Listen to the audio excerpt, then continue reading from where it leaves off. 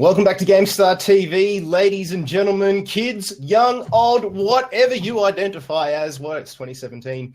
We're here for the Heroes of the Storm Season 3 qualifiers. It is the final night of playoffs, and we have got a cracker of a game underway. It's the first game we just had in a best of three between Ethereal and No Worries, an incredible seesaw of a game, seeing the No Worries lads picking up after an Ethereal boss throw and Luminum for some amazing Asmodan play.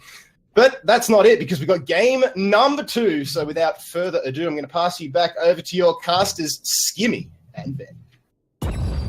Indeed. There we go. Yeah, Ethereal actually decided to go for first pick, which results in No Worries, the victors of last game, deciding to go and bring it to another small map, another ANZ Classic Bandy. We're here on Infernal Shrines.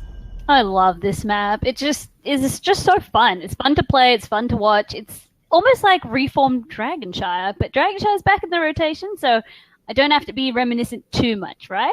But let's see what we're going to see. Let's see what the boys are going to choose to ban this time. I wonder if they think No Worries will run a similar strat, because really with No Worries, we said that they had an all-in comp, but it was a bit of all-in as well as control. It was more control, their comp, I think. I mean, I wonder, wow, look at that straight away. They're actually going to respect the Kelfast that much, which, wow. I don't think we've ever seen a Kelfast ban in first rotation for like 6 months. Yeah, there we go. Ufa is the decision.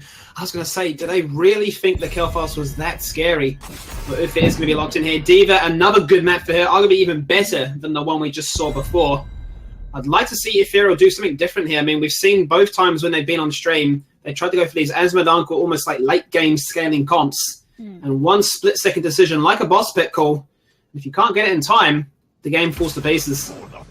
Really it does, but that's some good drafting right there. Banning out that Uther and taking the Anubarak for themselves, arguably too good to leave in the hands of your opponent. We've seen it even on the HDC scale. That really, Anubarak is the tank to have on your team. He's so good at just setting up for the rest of the game. It's kind of ironic, to be honest, though, that we see that you actually have to, in some regards, pick Li Ming, a direct counter for Anubarak, to actually blast that cocoon out in a heartbeat. So when you can have heroes that do those interesting quirks, it does have a few interesting talking points to match and mirror with it. But here we go. 2 picks for the side of No Worries. Where do they go? Surely it has to be Dahaka. You can't leave that up. You can't allow Anubarak and Dahaka to be on the same team together. Far too strong in the right hands. But the second pick is more, I suppose, the one I'd be interested on. Still got Genji, you still got Greymane, you still got the likes of Leoric if you want that double warrior frontline to start things off with. They're going to leave this one right down to the very last second, though, Vandy. Oh, okay, there's the Dahaka. And locked and loaded with the Greymane. Wonderful stuff. Skimmy, as you said, these are the picks that make a lot of sense, especially on a map like this. Dahaka going to give them that global pressure as well as just burrowing in anytime he's needed. Greymane, so good, clearing out the little dudes as well as whatever they pick now on their side, especially squishy targets, need to be wary because Greymane's so good at the executioner style of gameplay. And with Uther ban, that's giving him more value. Where do the side of Ethereal go from here? They've got the cocoon already. They've got the first component of the CC chain. There's no worry of Uther being in this game, so they don't have to be too afraid of the CC overlap. I wouldn't mind to see an Arthas, to be quite honest. An Arthas would reliably shut down the likes of Dahaka and Greymane, prevent their engage, prevent their almost ramp-up potential. Li Ming is going to be picked up here, so it denies the cocoon shredding ability. Does give them the ability to go into a Genji later down this line if they want to go for the reset sweat.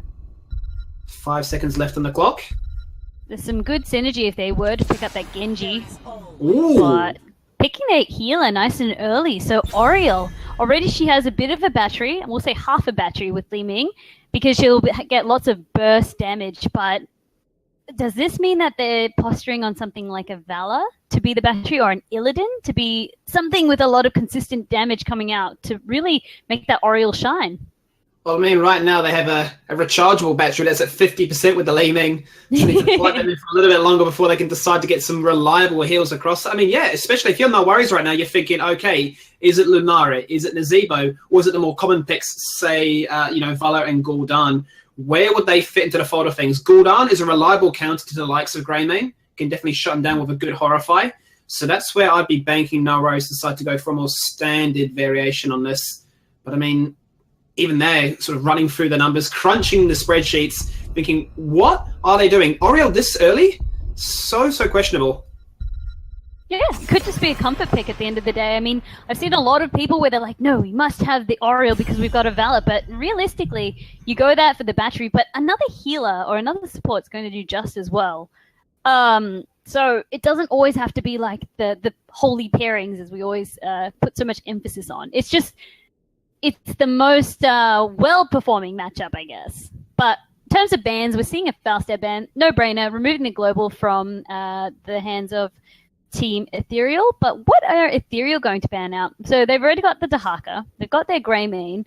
Dahaka, generally, they will probably want to run another tank. If they're thinking of going 2 Warriors, removing the Yorick off the board, that's strong wave clear gone, as well as just a direct counter to your tanks. I'd be thinking they want to ban the likes of, say, Diablo, because right now you can see that they're going for an all-in comp. The idea of them banning out Faust says, yes, we want more dives, so we don't want the threat of a gust to sort of stop that. Right, they're going to go for the Tyria. Okay, yes, another good choice. Yeah, the Sanctification would find good value, given that Booth has already been taken off the board. But, I mean, now it basically suggests, right, Bandy, they don't care about the battery, so surely they pick up another pick for themselves and say, you can have what's ever left? Yeah, they really could. But they have to wait because we need to see what No Worries are going to pick up. Let's see if No Worries want to take away something. I'm wondering if we're going to see a Tacita come out on the side of Team Ethereal. I've been toying with it just by seeing that Oriel, and really it would then really... If they pick Tacita, it's not going to matter that Oriel's just got her rechargeable battery, say. And once again, more wave clear. Force Wall can be really good at segmenting people on a map like this. Just curious to see where they take it. Yeah, I don't know which battery they decide to steal away, Nora. Sure, they're going to pick up another one. Wouldn't mind seeing Gul'dan being taken on their team. Otherwise, you drive yourself into far too much auto-attack damage if you combine the Valor and the Grey main. They go for the Mouth, they go for the Diablo, which is what I thought they originally would have gone for. So they have the reliable flip combo. That's going to be great for them trying to pick up the likes of Oriel or even Li Ming and forcing out a very early on Aegis. Going to leave that final pick to the end, so they're going to respect that battery could be anything. So let's see what Ethereal decide to go for. They're going to start off with the Zeratul, Instalock, no question about it. They're going to definitely get a big Void Prism into the Li Ming follow-up. But how do they finalize things? Arthas? I'm thinking Arthas. Whether they want to... I think they would like another Bruiser or another support. That's where my money's at for the side of Ethereal. I'm still not too sold on this Oriel solo support with the likes of Li Ming, however. They go for the Varian, which... Wow, okay. This has really thrown me off my guard. It's an interesting comp. It's really, once again, full control. But this time, so they've got the VP to set things up for them or bail them out if they need. They've got level taunt on their side. Or, hear me out on this, he could go Colossal Smash, and it's all about blowing up that one target that they get. And then Zeratul VP anyone trying to help out. They're going to have a lot of blow-up. A lot of blow-up if they run at them and front-load the damage. The final pick, though, I mean, I'm thinking there's 2 different ways you go. You go the Qualifiers because there's so many melee, but then you become extremely squishy to the diving potential of both Zeratul and the Varian. Flip side of that, maybe even go Nazebo. You have some late game potential. You've already got the Malfurion there for the combination between the 2 of them.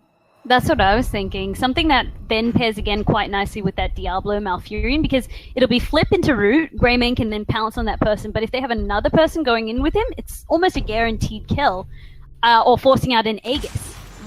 Wow, look at that. They actually do go for the double auto attack carry without the battery of an Oriel, without the double support of the Tacita. So interesting. And this plays so nicely into Varian. I mean, he can parry it all. He wants to get attacked. Yeah, he's just going to run in there, soak up a lot of their cooldowns. That's what Varians do. And absorb a lot of that with that protector status that he gets. So, interesting drafts on both sides. I want to see how they play out. This is definitely, now I'm thinking more of comfort picks coming out here, Skimmy. Yeah, 100%. This feels a lot more comfort pick rather than draft diversity or sort of winning, if you will. 2 very, very different comps. I'm really excited to see how rechargeable batteries work.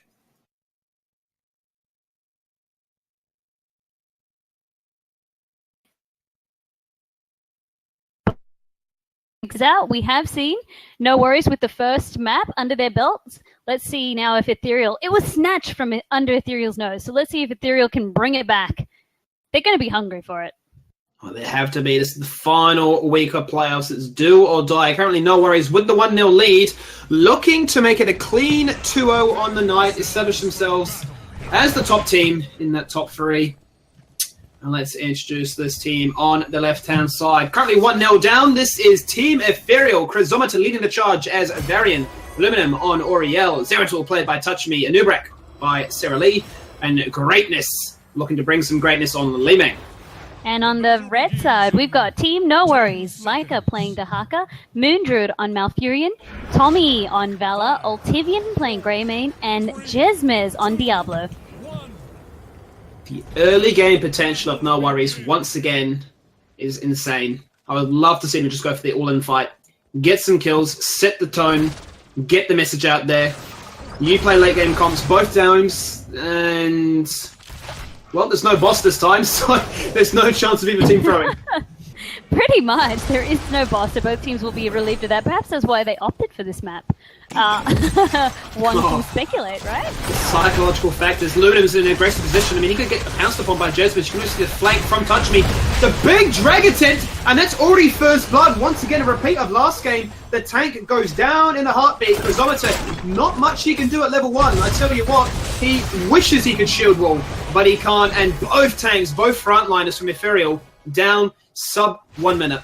No Worries, hungry for a second win. They really are not messing around, getting those early kills. And really, as you said, it's because their composition is so much better for that early game.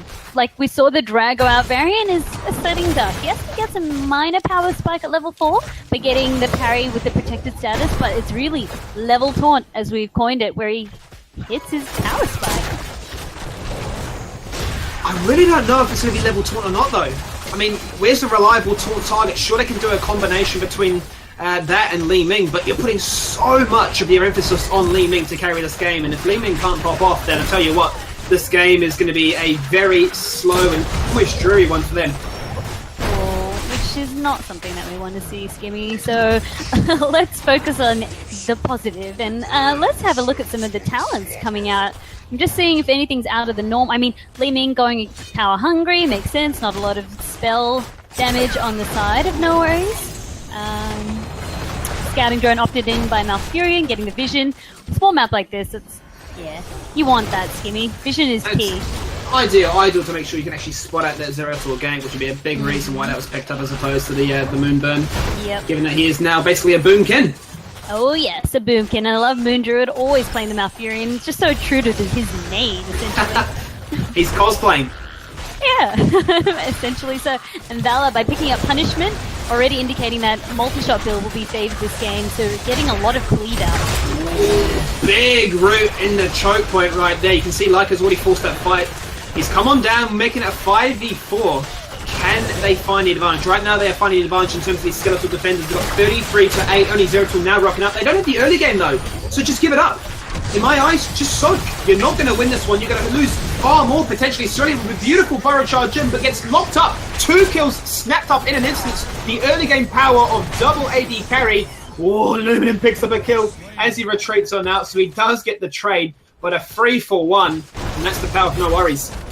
Oh, I do feel bad. As the call was made by us, you can just let it go. You won't really win this. It's all about getting the soak. Try to get 10 as much as possible. Oh, I just hope they don't lose too much from this, because they can make up the experience deficit, but I'm really so mindful of Leica on that Dahaka. He's going to be a big factor in how quickly No Worries can get level 10.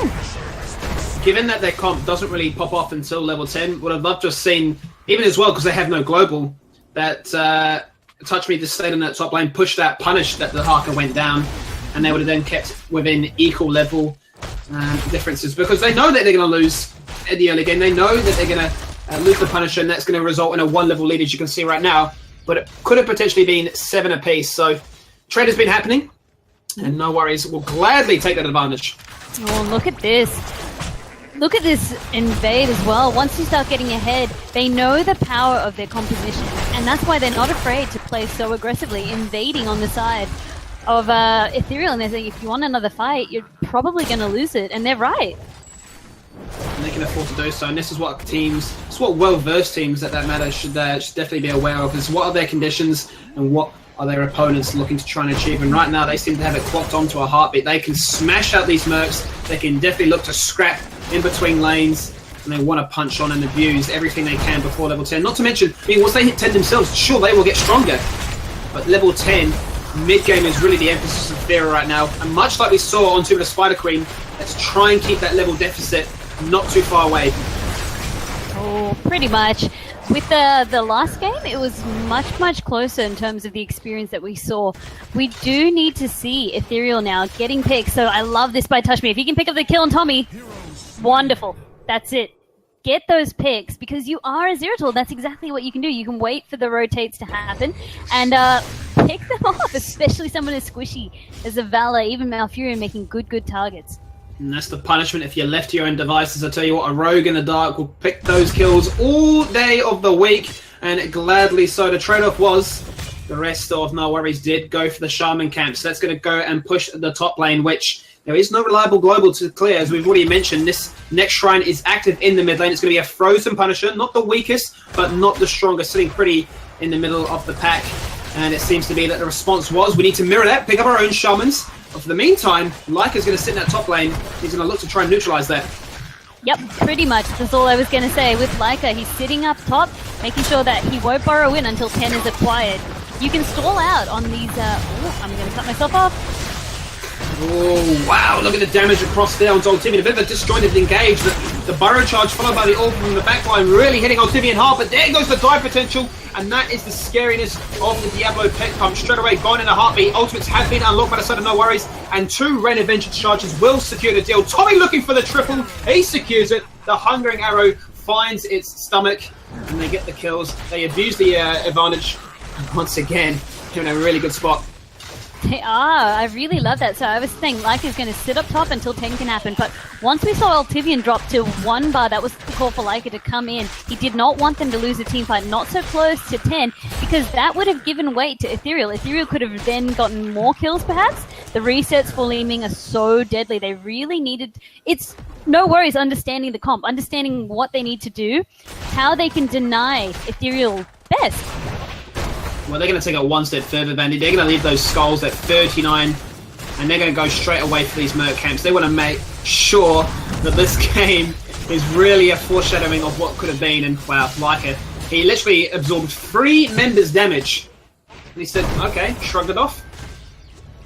Yeah, that's adaptation for you. That's Dahaka for you, especially when he's got all of that essence collected up and stacked. The heal can... You waste so much trying to kill him, and he just heals it all right back up. That's Dahaka. And he has taken up the last skull now. Punisher is coming out. John Cena has been awakened. John Cena has been awakened. This is a really good macro play for them right now. They've got bot lane pushing with the Kazra. They've got Kazra to complement this minion wave, and John Cena in the mid lane. And the frozenness... The let it go potential to lock these members in is only going to be amplified more by the ability of APOC and Reign of Vengeance. If they can find the target, you can see Leica hunting in the corner. He had the Lambo revving, the V8 roaring. He was looking for that pick. He's bouncing into these brushes, keeping that speed boost alive. He is on the hunt for Touch Me. I tell you what, that is a scary Dahaka. It is scary, especially now with that brush stalker. Oh, Crazometer. Oh, Touch Me. Found him. Oh. Peekaboo. There you go. Poor. I feel so bad because although Ethereal now have level 10, we've got No Worries with 13 being picked up now. So they are starting to fall behind. This is now a talent behind, and there's not much they can do. The wave clear or the lack of wave clear is punishing them. That's why when you go something like Varian, when you do have Ming, they're only so effective at wave clear. And really, they're not. They've only got a Nubarak and Zero to be their wave clear, realistically. Yeah, realistically, the early game has really hurt them here. They've been punished. And, well, Leica's really abusing that fact. He's just running into the chaos. He's just running into 3 members. We're a fear in the world. Sure, I've got adaptation. Do I need to pop it? Probably not. I've got all these stacks of essence ready to go at a moment's notice, and I'm not afraid to use them. Right now, it's just a sheer outclassing in macro performance. Going through bot lane, through mid lane, and systematically clearing out top lane, getting all the XP, and keeping up that 3-level lead. They're capitalizing on all of the map. Leica once again bullying Crazometer down in the bottom lane. He's just such a nuisance, and there he goes to join his team.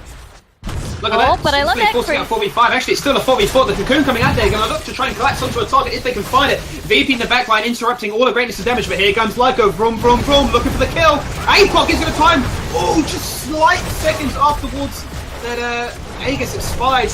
Does not matter, however, Vandy, because Zeratul will win the first one to fall. Both AD carries looking to take out Oriel. Gone in a heartbeat. And the fight, I mean, it's all over the show. You're not on the same talent footing. They tried to force something, but knowing that Lyco can burrow charge in at the last second, I mean, it doesn't seem the strong Ethereal that we've seen in the past.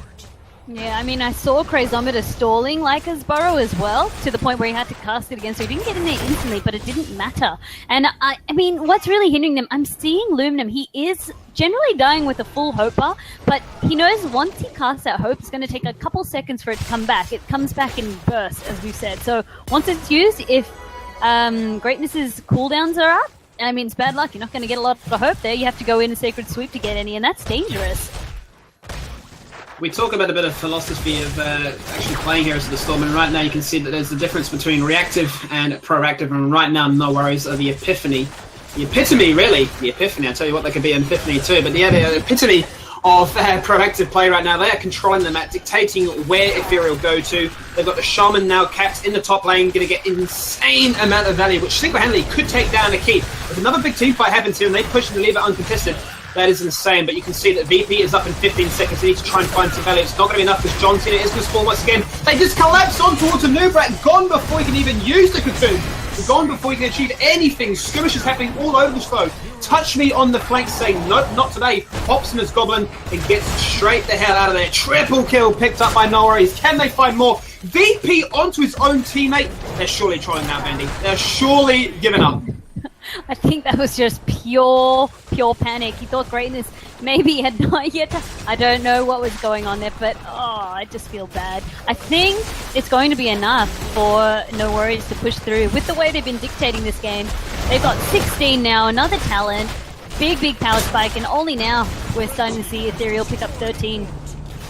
Yeah, sheer outclassing here by No Worries. The second game, a lot cleaner and a lot clearer. They're just dragging a target. The root is there. The broccoli has landed. Eat your vegetables and going back to the kitchen. Straight into the grave. The core is being attacked. The Punisher's not even there. It doesn't even matter. This core is dropping in a heartbeat. And No Worries pick up a 2-0 on the night.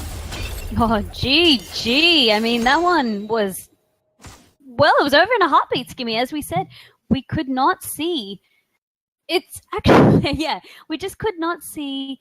Ethereal being able to come back. It was just every time they were trying, it was No Worries dictating the pace of the game. And that's really all it was. It happened in draft. As we were worried about, the things that we were worried about came true. Anubrak not able to get any plays. Touch Me only able to get one kill. They were peeling so well for Tommy anytime he was looking at him, and Luminum not able to dish out a lot of healing. Yeah, it seemed a little bit disjointed. It's a bit unfortunate, to be quite frank, to see such a parallel between games 1 and 2. But I'd love to see them come back. They're a team that have come from the underdog bracket in the Open Division. They performed admirably last week, a team that really caught us by surprise. So I'd love to see them pursue even further in this one. But let's jump to the MVP nominations, Vandy. It was a 2-0 on the night for No Worries, but who for you really shone out? Oh, I mean, for me on this game now, I was seriously looking at Leica. Just his positioning with the Haka and just knowing where to be in the lanes. Every chance he got to burrow away and every chance he got to soak, he was doing it. And then he was just being there for his team to take that last little dude to spawn the Punisher, things like that. So all eyes were on him for me. But the whole team played quite admirably, I felt. But I'd love to hear your thoughts, Skibby. Yeah, no, absolutely, man. I mean, yeah, you had to see the likes of double AD carry between Valor and Grey. I mean, it's a comp which is, extremely scary to go up against. And if you give them the early game, well, the game kind of snowballs like we saw there. But definitely a lot of that is accelerated by the front line, Dahaka and Diablo. I'd have to agree with you, to be honest. Like the ability that he could just sort of run into 4 members and not give a care in the world, for me, it was personally MVP worthy. So I have to give it to him. So congratulations. You pick up game number 2's nomination. And I'll tell you what, that was a 2-0. We got plenty more Heroes of the Storm action coming up for you right after this. But stick around as we jump to a quick break. Thank you, Skip.